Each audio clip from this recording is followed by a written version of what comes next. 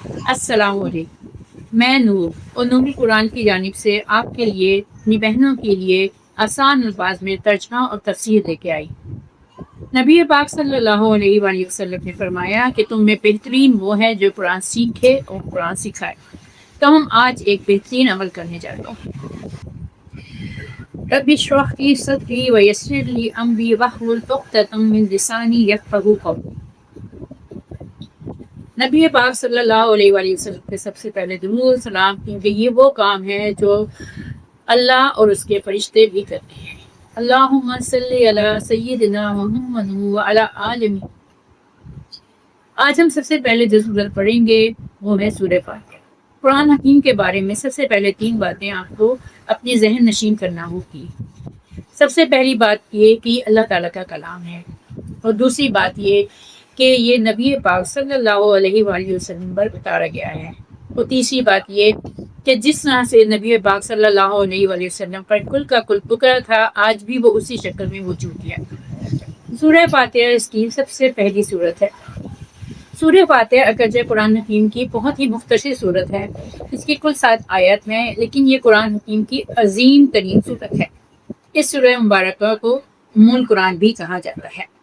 دوسری بات یہ نوٹ کیجیے کہ سورت مبارکہ پہلی مکمل سورت ہے جو رسول اکرم صلی اللہ علیہ وآلہ وسلم پر نازل ہوئی۔ اس سے پہلے بہت ساری آیات نازل ہوئی۔ سب سے پہلے سورہ علق کی 5 آیتیں، پھر سورہ نون یا سورہ قلم کی 7 آیتیں، پھر سورہ زمین کی 9 آیتیں، پھر سورہ مدثر کی 7 آیتیں، اور پھر سورہ فاتحہ کی 7 آیتیں نازل ہوئی۔ لیکن یہ پہلی سورت مکمل ہے جو نبی پاک صلی اللہ علیہ وسلم پر پوری کے پوری نازل ہوئی۔ سورہ حجر میں ایک الفاظ میں اللہ تعالیٰ نے فرمایا ہے وَلَقَدْ آتَيْنَاكَ سَبْعًا مِّنَ الْمَثَانِي وَالْقُرْآنِ الْعَظِيمِ۔ ہم نے اے نبی صلی اللہ علیہ وآلہ وسلم آپ کو 7 ایسی آیات عطا کی ہیں جو بار بار پڑھی جاتی ہیں، اور عظمت والا قرآن۔ سورہ فاتحہ کی 7 آیتیں دہرا کر پڑھی جاتی ہیں، نماز کی ہر رکعت میں پڑھی جاتی ہیں۔ یہ سورہ مبارکہ خود اپنی جگہ پر ایک قرآن عظیم ہے۔ صحیح بخاری کی روایت ہے کہ رسول اکرم صلی اللہ علیہ وآلہ وسلم نے ارشاد فرمایا کہ الحمدللہ، یعنی سورہ فاتحہ ہی سبع مثانی ہے اور قرآن عظیم ہے جو مجھے عطا ہوئی۔ سورہ حجر کی ایک آیت میں اللہ تعالیٰ نے ارشاد فرمایا ہے وَلَقَدْ آتَيْنَاكَ سَبْعًا مِّنَ الْمَثَانِي وَالْقُرْآنِ الْعَظِيمِ۔ ہم نے اے نبی صلی اللہ علیہ وآلہ وسلم آپ کو 7 ایسی آیت عطا کی ہیں جو بار بار پڑھی جاتی ہیں، اور عظمت والا قرآن۔ سورہ فاتحہ کی 7 آیتیں دہرا کر پڑھی جاتی ہیں، نماز کی ہر رکعت میں پڑھی جاتی ہیں، اور یہ سورہ مبارکہ خود اپنی جگہ پر ایک قرآن عظیم ہے۔ صحیح بخاری کی روایت ہے کہ رسول اکرم صلی اللہ علیہ وآلہ وسلم نے ارشاد فرمایا الحمدللہ رب العالمین، یعنی کہ سورہ فاتحہ ہی سبع مثانی اور قرآن عظیم ہے۔ تعداد کے اعتبار سے اس کی 7 آیت متفق علیہ ہیں، البتہ اہل علم میں کچھ اختلاف بھی ہیں۔ بعض حضرات کے نزدیک، جن میں امام شافعی بھی شامل ہیں، آیت بسم اللہ بھی سورہ فاتحہ کا جز ہے۔ سورہ فاتحہ کی پہلی آیت میں صراط الذین انعمت علیہم غیر المغضوب علیہم ولا الضالین 7ویں آیت ہے، لیکن دوسری طرف امام ابو حنیفہ کی رائے ہے کہ یہ آیت بسم اللہ سورہ فاتحہ کا جز نہیں، بلکہ آیت بسم اللہ قرآن مجید کی کسی بھی سورت کا جز نہیں۔ اس سورہ مبارکہ کا اسلوب کیا ہے؟ یہ بہت اہم اور سمجھنے کی بات ہے۔ ویسے تو یہ کلام اللہ ہے، لیکن اس کا اسلوب دعائیا ہے، یعنی یہ ہم دعا کے طور پہ پڑھتے ہیں۔ یہ دعا اللہ نے ہمیں تلقین فرمائی ہے کہ مجھ سے اس طرح مخاطب ہوا کرو جو میرے حضور میں حاضر ہو تو یہ کہا کرو، یعنی اللہ تعالیٰ نے ہمیں بتایا ہے، اس ادب بتایا ہے اس صورت کے ذریعے سے کہ اللہ کے حضور ہمیں کس طرح سے جانا ہے۔ تو اس سورہ فاتحہ کے ذریعے سے ہمیں اس میں نبی اللہ تعالیٰ کا ادب معلوم ہوتا ہے، اس سورہ پتہ لگتا ہے کہ ہمیں اللہ تعالیٰ کے سامنے کیا بات کرنی ہے اور کس طرح سے دعا مانگنی ہے۔ سورہ فاتحہ کے 3 حصے ہیں۔ اس سورہ مبارکہ کے اسلوب کے حوالے سے اب میں اس کے مضامین کا تجزیہ آپ کے سامنے رکھتی ہوں۔ اس سورہ مبارکہ کو آپ 3 حصوں میں تقسیم کر سکتے ہیں۔ پہلی 3 آیت میں اللہ کی حمد و ثنا ہے، آخری 3 آیت میں اللہ سے دعا ہے، جبکہ درمیان کی 4تھی آیت میں بندے کا اپنے رب سے ایک عہد اور پیمان ہے۔ یہ گویا اللہ اور بندے کا ایک ہینڈ شیک ہے۔ جزء اول، پہلی 3 آیت میں انسان کی طرف سے ان حقائق کا اظہار ہے جہاں تک وہ خود پہنچ گیا ہے۔ یہ 3 آیتیں مل کر ایک ہی جملہ بناتی ہیں۔ گرامر کے اعتبار سے بھی ایک خوبصورت تقسیم ہے۔ پہلی 3 آیتوں میں جو مل کر ایک جملہ بنتی ہیں اللہ کی حمد و ثنا ہے، یعنی الحمدللہ رب العالمین الرحمن الرحیم مالک یوم الدین۔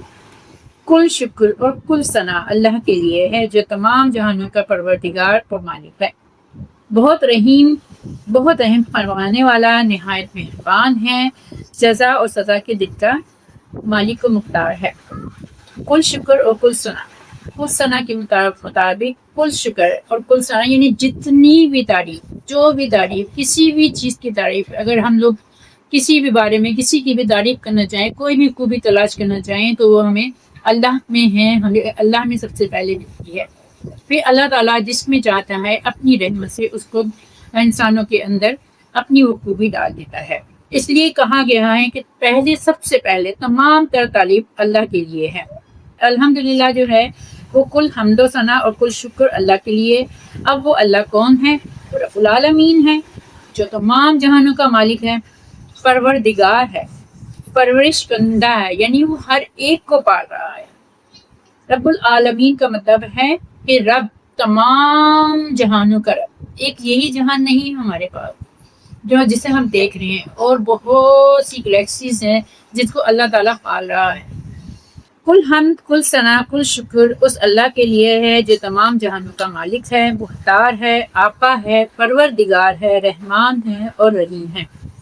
اب یہاں ایک بات آپ کو نوٹ کرنی ہوگی کہ بسم اللہ میں بھی اللہ تعالیٰ کے نام کے ساتھ یہ دونوں صفات کے نام الرحمن الرحیم آئے ہیں، بلکہ دونوں جگہ اللہ کے لیے 3 نام ہیں۔ سب سے پہلا نام اللہ ہے، اسے کہا جاتا ہے کہ یہ اللہ تعالیٰ کا اسم ذات ہے۔ عرب میں سب سے زیادہ معروف نام اللہ ہے۔ جب قرآن نے رحمان کا تذکرہ کرنا شروع کیا تو وہ حیران ہو گئے اور کہنے لگے یہ رحمان کیا ہوتا ہے؟ تب یہ کہا گیا قُلِ ادْعُوا اللَّهَ أَوِ ادْعُوا الرَّحْمَٰنَ أَيَّمَّا تَدْعُوا فَلَهُ الْأَسْمَاءُ الْحُسْنَىٰ۔ بنی اسرائیل کی یہ آیت ہے۔ اے نبی صلی اللہ علیہ وآلہ وسلم، ان سے کہہ دو کہ اللہ کہہ کر پکارو یا رحمان کہہ کر پکارو، جو بھی کہہ کر پکارو گے تو تمام اچھے نام اسی کے ہیں، یہ تمام صفات کمال اسی کی ذات میں موجود ہے۔ اسم اللہ کے 3 معنی ہیں۔ تفصیل سے صرف میں اس کی بات کروں گی کہ عوام کے نزدیک اللہ سے مراد حاجت روا ہے، جس کی طرف انسان تکلیف اور مصیبت میں، مشکلات میں، رزق کے لیے، اپنی دیگر حاجات کے لیے رجوع کرتا ہے۔ اللہ کا ایک مفہوم یہ ہے کہ وہ ہستی جو انسان کو سب سے زیادہ محبوب ہو۔ والذین آمنوا اشد حبا للہ، یہ صوفیہ کرام کا تصور ہے۔ الرحمن الرحیم، رحمت کے مادے سے یہ اللہ کے 2 اسماء ہیں، یعنی انتہائی رحم کرنے والا۔ اس لیے کہ عرب جو اس وزن پر کوئی لفظ لاتے ہیں تو معلوم ہوتا ہے کہ اس میں نہایت شدت ہے، اور رحیم اس میں ہے جب کوئی صرف کسی کی ذات میں مستقل اور دائم ہو جائے تو وہ فعیل کے وزن پر آتی ہے۔ رحمان الرحیم دونوں صفات اکٹھے ہونے کا معنی یہ ہے کہ اس کی رحمت ٹھاٹھے مارتا ہوئے سمندر کی مانند ہے، اس کی رحمت میں دوام بھی ہے، وہ ایک دریا کی طرح مستقل رواں دواں ہے۔ اللہ تعالیٰ کی رحمت کی یہ دونوں شانیں بیک وقت موجود ہیں۔ ہم اس کا اندازہ کچھ اس مثال سے کر سکتے ہیں کہ فرض کیجئے کہیں کوئی ایکسیڈنٹ ہو گیا اور وہ خاتون بیچاری مر گئی، اور اس کا دودھ پیتا بچہ اس کے ساتھ ہی تھا۔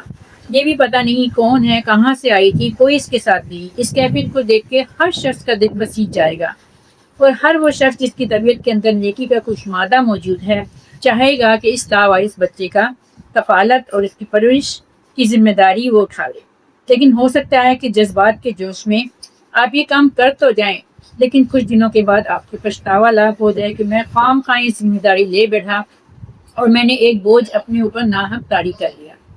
چنانچہ ہمارے اندر رحم کا جو جذبہ ابھرتا ہے وہ جلد ہی ختم ہو جاتا ہے، وہ مستقل اور قائم نہیں ہے، جبکہ اللہ کی رحمت میں جوش بھی ہے اور دوام بھی ہے، دونوں چیزیں بیک وقت موجود ہے۔ مالک یوم الدین، وہ جزا اور سزا کے دن کا مالک ہے۔ وہ مختار مطلق ہے قیامت کے دن انسانوں کے اعمال کے مطابق جزا اور سزا کے فیصلے کے، یعنی جیسے ہمارے اعمال ہوں گے ویسے ہی ہمیں جزا اور ویسے ہی ہمیں سزا دی جائے گی۔ وہاں کسی کی سفارش نہیں چلے گی، کسی کا زور نہیں چلے گا، وہاں کوئی کچھ دے دلا کر نہیں چھوٹ سکے گا، کسی کو کہیں سے مطلقاً کوئی مدد نہیں ملے گی۔ اس روز کہہ دیا جائے گا لمن الملک اليوم، آج کس کے ہاتھ میں اختیار اور بادشاہی ہے؟ للہ الواحد القہار، اس اللہ کے ہاتھ میں ہے جو اکیلا ہے اور پوری کائنات پہ چھایا ہوا ہے۔ اب دیکھیے اگر گرامر کی رول سے یہ ایک جملہ مکمل ہو گیا ہے، الحمدللہ رب العالمین الرحمن الرحیم مالک یوم الدین، کل حمد و ثنا اور شکر اس اللہ کے لیے ہے جو تمام جہانوں کا پروردگار اور مالک ہے، جو رحمان ہے، رحیم ہے اور جزا اور سزا کے دن کا مالک اور مختار ہے۔ سورہ فاتحہ کا دوسرا حصہ صرف ایک آیت پر مشتمل ہے جو ہر اعتبار سے اس سورت کی مرکزی آیت ہے۔ ایاک نعبد و ایاک نستعین، ہم صرف تیری ہی بندگی کرتے ہیں اور کرتے رہیں گے، اور ہم صرف تجھ ہی سے مدد چاہتے ہیں اور چاہتے رہیں گے۔ یہ بندے کا اپنے پروردگار سے عہد و پیمان ہے جسے ہینڈ شیک سے تعبیر کیا جاتا ہے۔ اللہ کی بندگی کے جو تقاضے ہیں ان کو پورا کرنا آسان نہیں ہے، لہٰذا بندگی کا عہد کرنے کے فوراً بعد اللہ کی پناہ میں آنا ہے کہ اے اللہ میں اس زمن میں تیری مدد چاہتی ہوں، فیصلہ تو میں نے کر لیا لیکن تیری بندگی کروں گی اور اس کا وعدہ بھی میں کر رہی ہوں، لیکن اس پر کاربند رہنے کے لیے مجھے تیری مدد درکار ہے۔ چنانچہ رسول اکرم صلی اللہ علیہ وآلہ وسلم کے اذکار معصورہ میں ہر نماز کے بعد آپ صلی اللہ علیہ وآلہ وسلم ایک ذکر یہ بھی کرتے تھے، ربی اعنی علی ذکرک و شکرک و حسن عبادتک، اے میرے پروردگار میری مدد فرما کہ میں تجھے یاد رکھ سکوں، تیرا شکر ادا کر سکوں اور تیری بندگی احسن طریقے سے بجا لاؤں، تیری مدد کے بغیر میں یہ نہیں کر سکتا۔ یہ جو میں نے بھی ربی اعنی علی ذکرک و شکرک و حسن عبادتک کہا ہے، اسے آپ ہر فرض نماز کے بعد یہ اگر آپ نے دعا پڑھ کے شروع کر دی، آپ یقین کیجئے آپ کے اندر بہت زیادہ فرق پڑنا، آپ کو خود محسوس ہوگا، آپ کا دل خود بخود نماز میں اور عبادت میں لگنا شروع ہو جائے گا۔ اور آپ اگر میری بات ہمیشہ ایک بات یاد رکھیں اور اس کو اپنے پلو سے باندھ لیں کہ اگر آپ نے نماز میں اپنا دل لگانا ہے اور آپ کو اللہ کی طرف اس کی جانب جانا ہے، اس سے جڑنا ہے، تو آپ جب بھی واش روم سے آئیں تو آپ وہاں سے وضو کر کے 24 گھنٹے رات کو سوتے وقت بھی آپ وضو سے سوئیں، وضو سے اٹھیں، آپ ہر وقت وضو میں رہیں گی، آپ کا اللہ کا رابطہ خود بخود جڑتا چلا جائے گا۔ اور یہ جو میں نے ابھی آپ کو یہ دعا بتائی ہے، آپ ہر فرض نماز کے بعد بلکہ ہر نماز کے بعد آپ یہ پڑھنا شروع کر دیں، آپ اپنے اندر خود چینج دیکھیں گی کہ آپ کا اور اللہ کا ایک رشتہ، ایک باؤنڈنگ جمع بننی شروع ہو گئی ہے۔ یہ چھوٹی چھوٹی سی دعائیں ہیں جو ہمیں نبی پاک صلی اللہ علیہ وسلم نے بتائی ہیں، کیونکہ ہم لوگوں کو وہی عمل کرنا ہے، وہی سب کچھ کرنا ہے جو نبی پاک صلی اللہ علیہ وسلم نے ہمیں بتائی ہیں، وہ چاہے چھوٹی چھوٹی سی آیتیں ہوں، چھوٹی چھوٹی سی دعائیں ہوں، اگر ہم وہ سب کچھ پڑھنا شروع کر دیں گے تو آپ اپنے اندر خود بخود چینجنگ دیکھنا شروع کر دیں گے۔ ایاک نعبد و ایاک نستعین، جب بھی آپ اس آیت کو پڑھیں تو آپ کے اوپر ایک خاص کیفیت طاری ہو جائے گی، پہلے کپ کپی سے طاری ہو جائے گی کہ اے اللہ میں تیری بندگی کا وعدہ تو کر رہی ہوں، میں نے ارادہ تو کر لیا ہے کہ تیری بندی بن کے رہوں گی، میں تیری جناب میں اس کا اقرار بھی کر رہی ہوں، لیکن اے اللہ میں تیری مدد کی محتاج ہوں، تیری طرف سے توفیق کی محتاج ہوں، یا اللہ تعالیٰ تیری نصرت ہوگی تبھی میں یہ عہد و پیمان پورے کر سکوں گی، ورنہ نہیں۔ یہ دیکھنے میں تو دو جملے ہیں، ایاک نعبد و ایاک نستعین، لیکن یقین کیجئے کہ اس کے اندر پوری دعا ہے، پوری دعا۔ یہ پڑھتے وقت انسان خود کپی آ جائے گی، آپ خود کہیں گے کہ اللہ تعالیٰ تو توفیق دے گا تو میں اس آگے بڑھ سکوں۔ ہم نمازی وتر میں بھی جو دعائے قنوت پڑھتے ہیں، کبھی اس کے مفہوم پہ غور کیجیے گا، اس میں ہم اللہ تعالیٰ کی حضور بہت بہت بڑا اقرار کرتے ہیں۔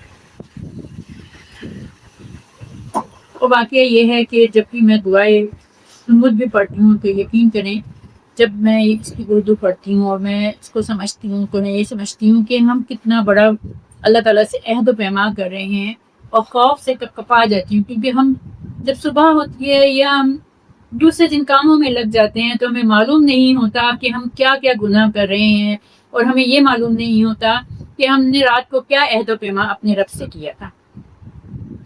خیر، سورہ فاتحہ کا تیسرا حصہ 3 آیت پر مشتمل ہے، تاہم ایک ہی جملہ بنتا ہے، اهدنا الصراط المستقیم صراط الذین انعمت علیہم غیر المغضوب علیہم ولا الضالین۔ اے رب ہمارے، ہمیں ہدایت بخش سیدھی راہ کی، راہ ان لوگوں کی جن پر تیرا انعام ہوا، جو نہ تو مغضوب ہے اور نہ پکڑ۔ اب دیکھیے ایاک نستعین کی تشریح ہے جو آخری 3 آیتوں میں ہے۔ ہمیں اللہ سے کیا مدد چاہیے؟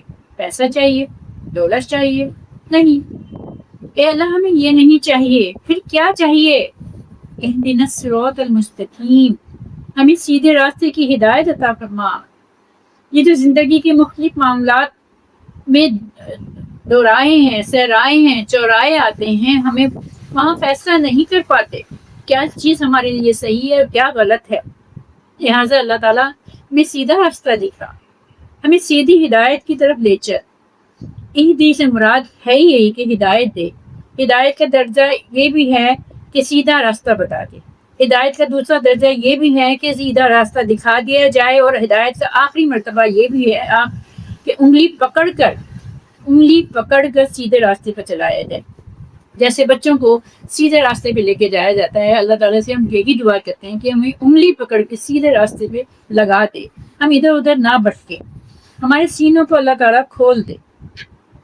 اب آگے اس صراط مستقیم کی وضاحت یہ ہے کہ صراط مستقیم ایک مثبت انداز میں اور ایک منفی انداز میں کی گئی ہے۔ مثبت انداز یہ ہے کہ صراط الذین انعمت علیہم، اے اللہ ان لوگوں کے راستے پہ ہمیں چلا جن کو تو نے اپنا انعام نازل فرمایا۔ یہ مضمون جا کر ہم سورہ نساء میں پڑھیں گے، باقی اس کو سمجھ لیجئے آپ کہ ہمیں اللہ تعالیٰ سے ہدایت چاہیے، صراط مستقیم، سیدھا راستہ چاہیے۔ سیدھا راستہ کون سا راستہ ہے؟ جو قرآن پاک ہم آگے پڑھیں گے وہ سیدھا راستہ ہے، جس میں اللہ تعالیٰ ہمیں سب کچھ پورا راستہ بتا رہا ہے کہ کس طرح سے چلنا ہے، آپ نے اپنی زندگی کو کس طرح سے گزارنی ہے۔ آپ یقین کیجئے، آپ اگر ایک ایک لفظ پڑھتی چلی جائیں گی اور اس پر عمل کرتے چلی جائیں گی، آپ کی زندگی آسان ہوتی چلی جائے گی۔ قرآن پاک ہماری زندگیوں کو آسان کرنے آیا ہے، مشکل نہیں۔ صراط مستقیم کی اب بات ہوئی کہ اللہ تعالیٰ نے صراط مستقیم پہ چلا اور ان لوگوں سے بچایا جن پر تیرا غضب ہوا، یعنی کن پر؟ یہودیوں پر اللہ تعالیٰ نے اپنا غضب کیا۔ اس کے پاس علم تھا لیکن وہ اللہ تعالیٰ کی آیتوں کو بدل دیا کرتے تھے۔ اور علیہم ولا الضالین، اور ان لوگوں سے بچایا جو بھٹکے ہوئے ہیں۔ بھٹکے ہوئے کون ہیں؟ یعنی کہ عیسائی، وہ بھٹک گئے، وہ لوگ اپنی تمام تر چیزوں کو انہوں نے بدل ڈالا۔ تو اس لیے اللہ تعالیٰ سے ہم لوگوں کو بھی دعا مانگنی چاہیے کہ اللہ تعالیٰ ہمیں سیدھا راستہ دکھا دے اور ہمیں ان لوگوں سے بچا لے، ان لوگوں کے راستے سے بچا لے جن کو تیرا غضب ہوا یا جو بھٹک گئے۔ اللہ تعالیٰ سے ہم بار بار یہی دعا کرتے ہیں، بار بار یہ آیتیں پڑھتے ہیں، بار بار یہ سورت پڑھتے ہیں اور بار بار دہرا کے اللہ تعالیٰ سے دعا مانگتے ہیں۔ میری آپ سے یہی گزارش ہے کہ آپ بھی جب بار بار اس دعا کو پڑھیں، اس کا اردو ترجمہ اپنے دماغ میں رکھیں، پھر آپ دیکھیے گا آپ کو نماز میں بھی سکون ملنا لگے گا، آپ کو ہر بات میں سکون ملنے لگے گا۔ یہ آیتیں شفا بھی ہیں، ایک ایک بات آپ کو سمجھ میں آنے لگے گی جب آپ اس کو بار بار پڑھ کے اپنے بچوں پہ بھی پھونکیں گی، اپنے کو بھی پھونکیں گی۔ یہ آیتیں شفا آپ کے لیے اور میرے لیے، سب کے لیے۔ آخر میں اللہ تعالیٰ سے یہی دعا کروں گی کہ اللہ تعالیٰ اس کو سمجھنے کی، اس کو پڑھنے کی، اس کو عمل کرنے کی ہمیں توفیق عطا کرے، اور پلیز میرے چینل کو سبسکرائب اور کیجیے گا تاکہ میں آگے یہ چینل کو، یہ اپنی چین ہم آگے برقرار رکھیں، اور دعاؤں میں مجھے یاد کیجیے گا۔ السلام علیکم ورحمۃ اللہ وبرکاتہ۔